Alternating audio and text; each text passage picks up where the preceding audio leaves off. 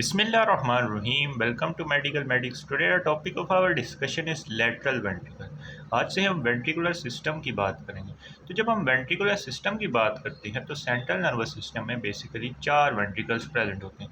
दो होते हैं लेटरल वेंट्रिकल जो कि ड्रेन करते हैं इनटू द थर्ड वेंट्रिकल, और थर्ड वेंट्रिकल अल्टीमेटली ड्रेन करता है इनटू द फोर्थ वेंट्रिकल। तो जब हम CSF की सर्कुलेशन की बात करेंगे तो हम उसमें इस वाली डायग्राम को डिस्कस करेंगे।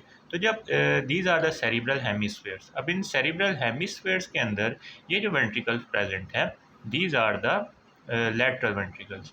ये क्रोनल सेक्शन दिखाए गए, these are the lateral ventricle. अब ये जो लेटरल वेंट्रिकल्स हैं ये ड्रेन करते हैं into the third ventricle through the foramen of the Monro या फिर interventricular foramen. Lateral ventricle drain करते हैं into the third ventricle through the foramen of Monro. उसके अलावा जो थर्ड वेंट्रिकल होता है वो अल्टीमेटली ड्रेन करता है into the fourth ventricle. Fourth ventricle के अंदर कहाँ से ड्रेन करता है? With the help of this cerebral aqueduct जो कि मिड ब्रेन के अंदर प्रेजेंट होती है। तो यहाँ से CSF आ जाएगा इनटू द फोर्थ वेंट्रिकल। अब फोर्थ वेंट्रिकल से CSF आ जाएगा सब अरेक्नॉइड स्पेस के अंदर। This one is the sub arachnoid space जो कि रन कर रही होती है around the central nervous system. अब इस सब अरेक्नॉइड स्पेस के अंदर CSF कुछ फोरामिनास के थ्रू आ जाएगा जो कि फोर्थ वेंट्रिकल के अंदर प्रेजेंट होते हैं। इसको हम इंशाल्लाह फोर्थ वेंट्रिकल की वीडियो के अंदर देखेंगे। आज की वीडियो में हम पर्टिकुलरली इन लेटरल वेंट्रिकल्स की बात करेंगे।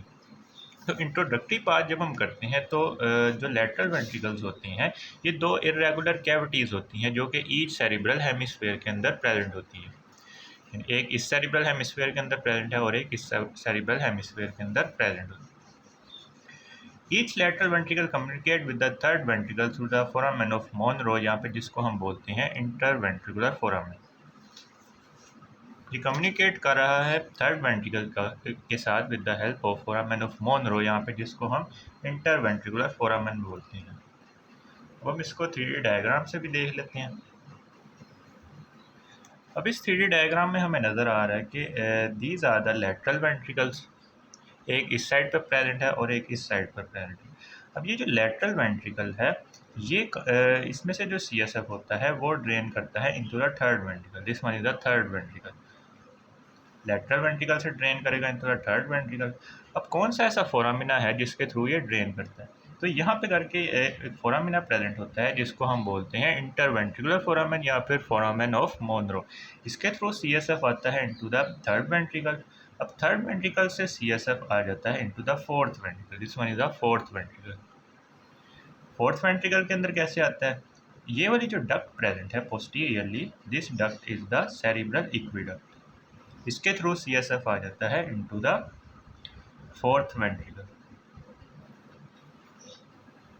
उसके अलावा इस डायग्राम में भी देख सकते हैं कि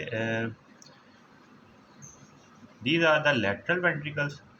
लेटरल वेंट्रिकल ड्रेन करेंगे थर्ड वेंट्रिकल के अंदर और थर्ड वेंट्रिकल से CSF आ जाएगा इनटू द फोर्थ वेंट्रिकल। तो ये हमने जनरल बात कर ली कि लेटरल वेंट्रिकल्स की पोजीशन कहाँ पे होती है। अब ये ईच जो लेटरल वेंट्रिकल होता है इसके हमारे पास एक बॉडी होती है और 3 हॉर्न्स होती हैं।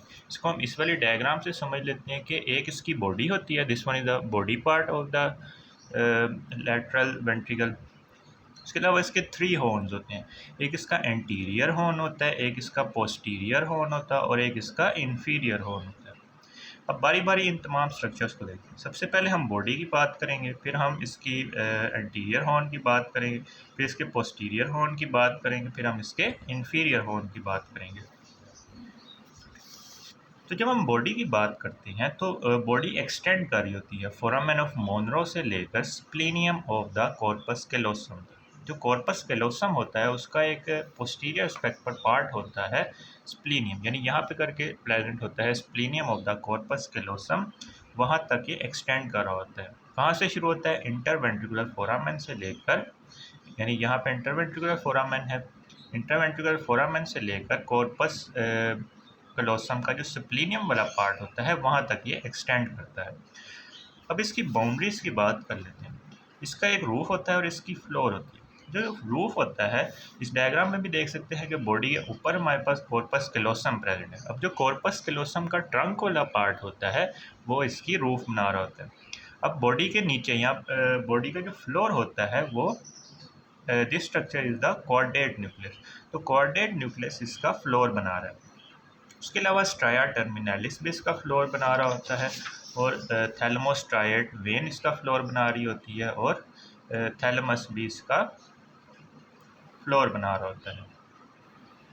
अब इन पॉइंट्स को समझने के लिए ये वाली डायग्राम है जिसमें हमने हॉरिजॉन्टल सेक्शन लिया है जहाँ से बॉडी प्रेजेंट है, यानी बॉडी के लेवल से हमने हॉरिजॉन्टल सेक्शन लिया। अब इस सेक्शन के अंदर हमें नज़र आ रहा है कि this one is the body of the corpus callosum. Body of corpus callosum इसकी क्या बना रही थी, रूफ बना रही थी। उसके नीचे प्रेजेंट है these are the lateral ventricles. अब ये जो लेटरल वेंट्रिकल्स हैं इसकी हम देखते हैं फ्लोर कौन कौन से स्ट्रक्चर बना रहे हैं। जो स्ट्रक्चर इसके नीचे प्रेजेंट होंगे वो इसका फ्लोर बना रहे होंगे। सबसे लेटरली हमें नज़र आ रहा है कि कॉर्डेट न्यूक्लियस प्रेजेंट है जो कि इसका फ्लोर बना रहा है। इस पर डायग्राम में भी हमने देखा था कॉर्डेट न्यूक्लियस बना रहा था। उसके मीडियली जब हम आते हैं तो हमें नज़र आ रही है striae मेडुलरिस, striae terminalis. Striae terminalis क्या होती है कि ये वेंट्रिकुलर सरफेस पर वेंट्रिकुलर सरफेस ऑफ थैलेमस जो कि वेंट्रिकल्स की तरफ होती है, इसके ऊपर से रन करने वाले कुछ फाइबर्स होते हैं जिनको हम स्ट्राया टर्मिनालिस बोलते हैं। उसके अलावा थैलमोस्ट्राइड वेन इसके मीडियली आ जाती है, और जो हमारे पास थैलेमस होता है वो भी इसका फ्लोर बना रहा है। तो 4 स्ट्रक्चर हो गए। सबसे लैटरली आ गया caudate nucleus, then we have the stria terminalis, then we have the thalamostriate vein, and then we have the thalamus जो कि इसका फ्लोर बना रहे हैं। अब हम मीडियल वॉल की बात करते हैं। तो जो मीडियल वॉल होती है वो 2 स्ट्रक्चर बनाते हैं। एक होता है septum pellucidum, this one is the septum pellucidum, and these are the fornix. तो जो बॉडी ऑफ फोर्निक्स होती है और जो सेप्टम पेलुसिडम होता है वो इसका मीडियल वॉल को बना रहा होता है। अब हम इन तमाम स्ट्रक्चर्स को 3D डायग्राम से भी देख लेते हैं। तो अब इस 3D डायग्राम में हम इसके रूफ की बात कर लेते हैं सबसे पहले। तो this one is a lateral ventricle. अब लेटरल वेंट्रिकल का ये बॉडी वाला पार्ट है। इस बॉडी वाले पार्ट के ऊपर हम देख सकते हैं this one is a corpus callosum जो कि इसकी रूफ को बना रहा है। This one is a corpus callosum. दूसरी साइड पर भी देखें तो this one is a lateral ventricle. अब लेटरल वेंट्रिकल के ऊपर हम देख सकते हैं कि कॉर्पस कैलोसम इसकी रूफ को बना रहा है। This one is lateral ventricle, lateral ventricle के ऊपर कॉर्पस कैलोसम इसकी रूफ को बना रहा है। और इसके अगर हम फ्लोर की बात करें तो this one is the chordate nucleus. तो कॉर्डेट न्यूक्लियस इसके नीचे प्रेजेंट है तो ये इसकी फ्लोर को बना रहा है। कॉर्डेट न्यूक्लियस को जब हम हाइड करते हैं तो इसके नीचे हमें नज़र आता है thalamus. This one is the thalamus जो कि इसकी फ्लोर की फॉर्मेशन करवा रहा है। उसके अलावा हमारे पास थैलमोस्ट्राइड वेन होती है, और उसके अलावा फाइबर्स होते हैं जिनको हम स्ट्राया टर्मिनालिस बोलते हैं जो कि ventricular surface of the thalamus से पास कर रहे होते हैं। उसके अलावा मीडियल वॉल की भी हम बात कर लेते हैं। तो मीडियल वॉल में हमारे पास यहाँ पे एक सेप्टम प्रेजेंट होता है जिसको हम बोलते हैं सेप्टम पेलुसिडम। उसके अलावा हमारे पास प्रेजेंट होता है fornix. This one is a fornix जो कि इसकी मीडियल वॉल बना रहा है। इसमें भी देख सकते हैं कि ये थोड़ा इसके मीडियल साइड पर आ रहा है तो ये इसकी मीडियल वॉल को बना रहा है।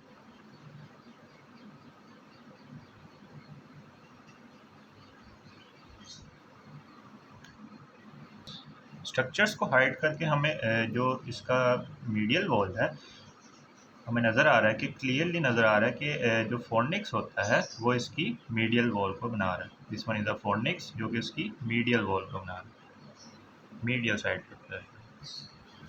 ये हमने बात कर ली इसकी बाउंड्रीज़ की, बॉडी की बाउंड्रीज़। नेक्स्ट हम इसके और पॉइंट्स को डिस्कस कर लें। तो जो क्रोइडल प्लेक्सिस होता है वेंट्रिकल्स, जब हम वेंट्रिकल्स के क्रोइडल प्लेक्सिस की बात करते हैं तो जब हमने CSF को डिस्कस किया था उसमें हमने क्रोइडल प्लेक्सिस को डिटेल से देखा था कि क्रोइडल प्लेक्सिस बेसिकली 3 कंपोनेंट्स से बना होता है। एक डबल फोल्ड ऑफ पाया मैटर होती है इसके अंदर। उसके अलावा हमारे पास क्रोइडल आर्टरी होती है। उसके अलावा प्रेजेंट होता है एपिंडाइमल सेल्स। अब इन तीनों चीज़ों के कम्बिनेशन को हम बोलते हैं क्रोइडल प्लेक्सिस। अब जो क्रोइडल प्लेक्सिस ऑफ वेंट्रिकल है वो प्रोजेक्ट करता है बॉडी ऑफ वेंट्रिकल के अंदर through a slit like gap. एक स्लिट लाइक गैप के थ्रू वो बॉडी ऑफ वेंट्रिकल यानी लेटरल वेंट्रिकल के अंदर प्रोजेक्ट करता है, जिसका जो कि प्रेजेंट होता है between the body of the fornix and the superior surface of the thalamus. यानी वो ये कह रहे हैं कि ये थैलेमस का सुपीरियर सरफेस है। अब इस थैलेमस के सुपीरियर सरफेस और जो फोर्निक्स है इसके दरमियान एक स्लिट लाइक ओपनिंग होती है जिसके through body of lateral ventricle के अंदर हमारे पास क्रोइडल प्लेक्सिस एंटर होता है। This slit light gap is called a choroid fissure. अब इस स्लिट लाइट गैप को हम बोलते हैं choroid fissure, through which blood vessel of plexus, जिसको हम choroid artery and choroid vein कहते हैं, इमेजिनेट द पाया मैटर, जिसकी वजह से पाया मैटर का डबल फोल्ड बनता है, ऑफ द टीला कोर्डाई। टीला कोर्डाई क्या चीज़ होती है कि जो डबल फोल्ड ऑफ पाया मैटर होता है उसी को हम टीला कोर्डी बोलते हैं। तो उसके अंदर से ही हमारे पास क्रोइडल आर्टरी जा रही होती है और क्रोइडल वेन बाहर को आ रही होती है। एंड एपिंडाइमा, तो टीला कोर्डिया और जो एपिंडाइमा होता है इन्हीं दोनों को हम बोलते हैं choroid plexus of the lateral ventricle. अगर किसी को ये पॉइंट नहीं समझ आई तो दोबारा से इसको समझ लेते हैं कि हमें पता है कि जो एपिंडाइमा होता है वो क्यूबॉइडल एपिथेलियम से बना होता है, जिसके हमारे ऊपर हमारे पास प्रेजेंट होते हैं माइक्रोविलाई एंड सीलिया। तो ये हम ड्रॉ कर रहे हैं एपिंडाइमा, दिस वन इज द एपिंडाइमा। एपिंडाइमा किसको लाइन कर रहा होता है, बेसिकली जो हमारे पास होती है वेंट्रिकल्स की कैविटी उसको लाइन कर रहे होते हैं एपिंडाइमल सेल्स। इसके अराउंड ब्रेन सब्सटेंस भी प्रेजेंट होगा, this one is the brain substance. अब यहाँ से जो क्रोइडल आर्टरी होगी और ब्रेन सब्सटेंस के अराउंड हमें पता है कि पाया मैटर प्रेजेंट होता है, दिस वन इज द पाया मैटर। अब ये जो पाया मैटर होता है ये वेंट्रिकल्स के अंदर जाता है। यहाँ से हमारे पास आएगी choroid artery, this one is the choroid artery, choroid artery. तो जब क्रोइडल आर्टरी और पाया मैटर दोनों एक साथ प्रेजेंट होते हैं तो हम इसको बोलते हैं टीला कोर्डी। तो यानी जो क्रोइडल आर्टरी और जो पाया मैटर होता है इसके कॉम्प्लेक्स को हम टीला कोर्डी बोलते हैं। और जब टीला कोर्डी आगे जाके सराउंड हो जाता है एपिंडाइमल सेल से तो इसको हम बोलते हैं क्रोइडल प्लेक्सिस। यानी क्रोइडल प्लेक्सिस में तीन चीज़ें होती हैं, ependymal cells, pia mater and the choroid artery. Choroid artery यहाँ से एंटर होगी और क्रोइडल वेन यहाँ से बाहर आएगी। तो ये हमने बात कर ली body of the lateral ventricle. Next हम इसके एंटीरियर हॉर्न की बात कर लेते हैं। तो जो एंटीरियर हॉर्न होता है वो फोरामेन ऑफ मोनरो के आगे प्रेजेंट होता है, यानी फोरामेन ऑफ मोनरो के फ्रंट पे प्रेजेंट होता है। और ये चूँकि एंटीरियर हॉर्न है तो ये फ्रंटल लोब में एक्सटेंड कर रहा होगा, क्योंकि फ्रंटल लोब भी एंटीरियरली प्रेजेंट होता है। इसको हम डायग्राम के थ्रू देख लेते हैं।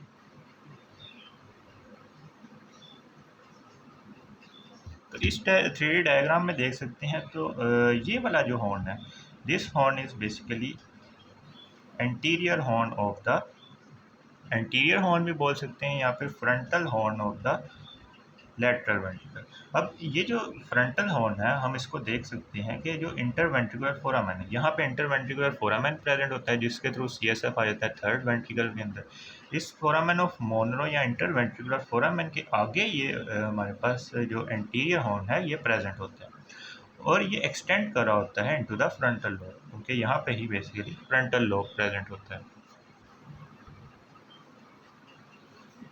नेक्स्ट हम इसकी बाउंड्रीज की बात कर लेते हैं। एंटीरियरली इसकी बाउंड्री हमारे पास बना रहा होता है posterior surface of the genu and the rostrum of the corpus callosum. तो जो कॉर्पस क्लोसम का जीनू वाला पार्ट होता है, यानी जो यहाँ से टर्न ओवर ले रहा है उसको हम बोलते हैं genu. Genu part of the corpus callosum इसकी एंटीरियर वॉल को बना रहा है। उसके अलावा जो रोस्ट्रम पार्ट होता है, यहाँ पे एंड पे इसका रोस्ट्रम पार्ट होता है, इधर स्प्लेनियम पार्ट था, इधर रोस्ट्रम पार्ट है। तो जो रोस्ट्रम वाला पार्ट होता है वो इसकी एंटीरियर वॉल को बना रहा है। इसके अलावा रूफ की बात करें, रूफ हमें नज़र आ रही है कि trunk of the corpus callosum इसकी रूफ बना रही है। इसके अलावा फ्लोर की बात करें तो head of caudate nucleus, this one is the head of caudate nucleus, थोड़ा सा ऊपर से एक्सटेंड कर रहा है। यहाँ पे हेड ऑफ क्वाड्रेट न्यूक्लियस इसकी फ्लोर को बना रहा है। इसके अलावा under surface of the rostrum of the corpus callosum, corpus callosum का जो रोस्ट्रम वाला पार्ट है वो एंटीरियरली भी प्रेजेंट है और थोड़ा सा इसके नीचे भी प्रेजेंट है। तो हमने कह दिया कि वो एंटीरियर वॉल भी बना रहा है और रोस्ट्रम जो है इसका फ्लोर भी बना रहा है। इसके अलावा प्रेजेंट होता है एंटीरियर कमीशन। अब एंटीरियर कमीशर को समझने के लिए हम एक और डायग्राम देख लेते हैं।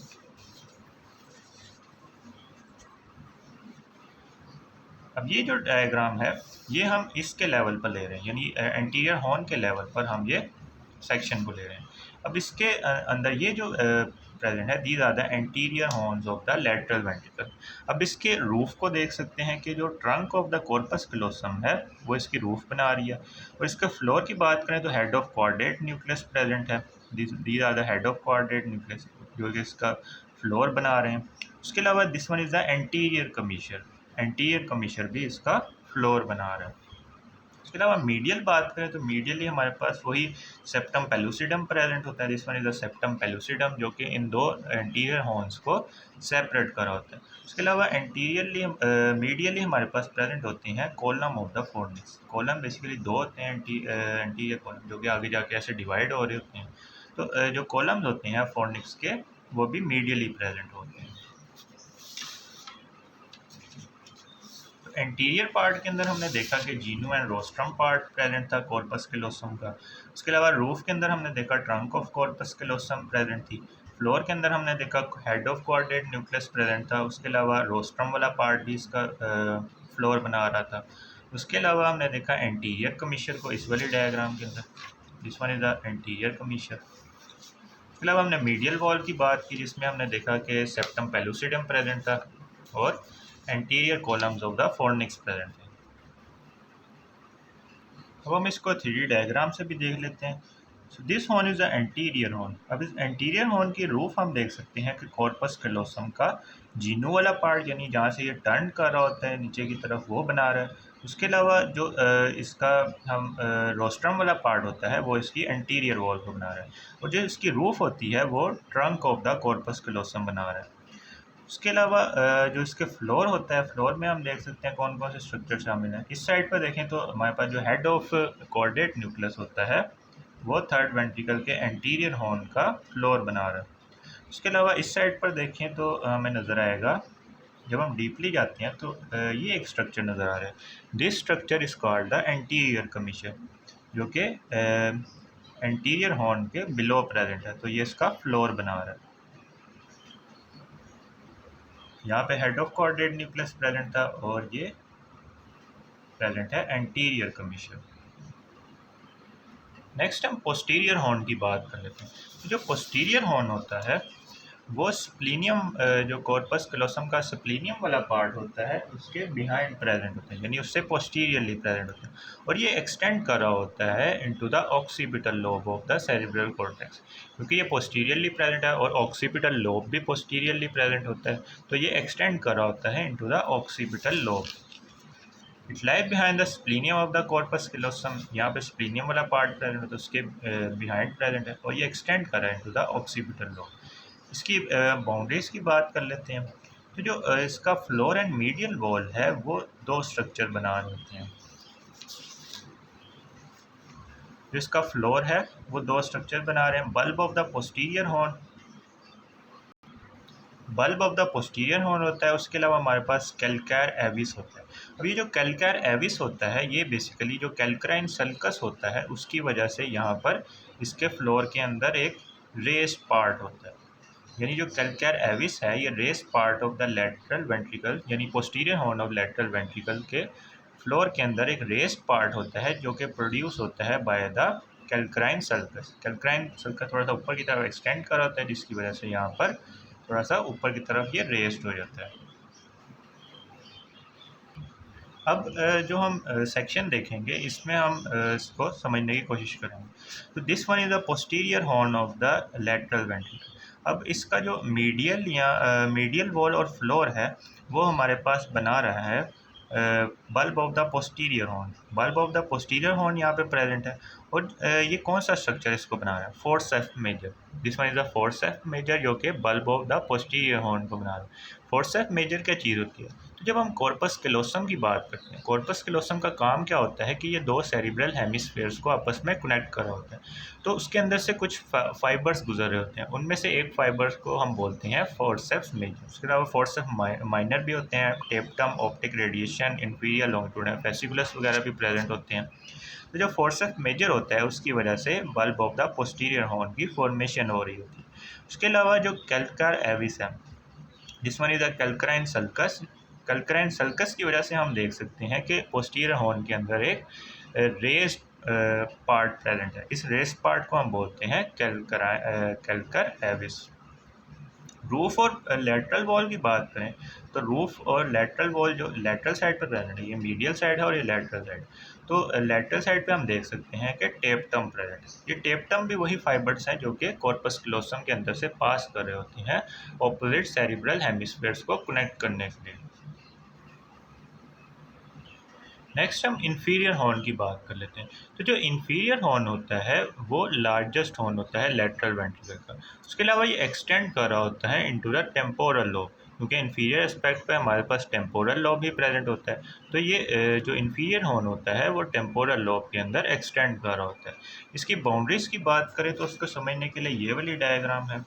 अब इसके अंदर ये जो पार्ट है, this one is the inferior horn of the lateral ventricle. अब इस इंफीरियर हॉर्न के लेटरल वेंट्रिकल के अंदर हम देख सकते हैं कि रूफ के अंदर कौन कौन से स्ट्रक्चर शामिल हैं।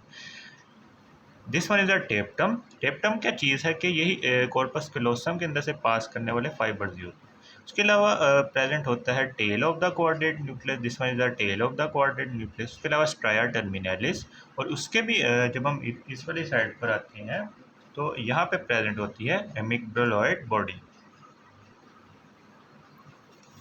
तो यहाँ पे क्या प्रेजेंट होगी, अमिग्डालॉइड बॉडी। तो ये हमने इसकी रूफ और लेटरल वॉल की बात करी। नेक्स्ट हम इसके फ्लोर की बात कर लेते हैं। तो जो फ्लोर है इस डायग्राम में हम देख सकते हैं कि फ्लोर कुछ स्ट्रक्चर्स बना रहे हैं। This one is a collateral eminence. अब ये कोलेट्रल एमिनेस कैसे प्रोड्यूस होती है, इससे पहले हमने कैल्कर एविस को भी डिस्कस किया था। वो भी जो कैल्क्राइन सल्कस था उसकी डीप इन्वेजिनेशन की वजह से बना था। इसी तरह जो कोलेट्रल एमिनेंस होता है वो भी कोलेट्रल सल्कस के डीप इन्वेजिनेशन की वजह से यहाँ पर floor of the inferior horn of the lateral ventricle के अंदर बनता है। यानी this one is the collateral eminence which is produced by the collateral sulcus. उसके अलावा यहाँ पर एक स्ट्रक्चर प्रेजेंट है, this structure is the hippocampus. ये भी इसका फ्लोर बना रहा है। वो हम इन स्ट्रक्चर्स को 3D डायग्राम से देख लेते हैं।